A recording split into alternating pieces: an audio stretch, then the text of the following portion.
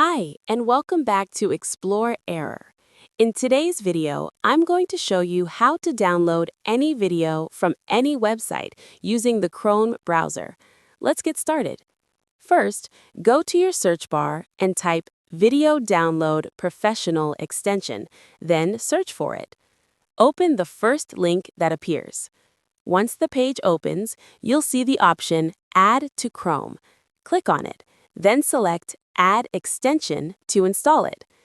After the extension is added, click on the Extensions icon and pin the Video Download Professional extension so it's easy to access. Now, open the website from where you want to download a video.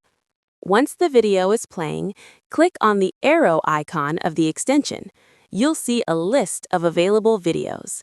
Select the video you want and click on the Download option. After that, you'll see the download start, and once it's finished, the video will be downloaded successfully. This way, you can download videos from almost any website using Chrome.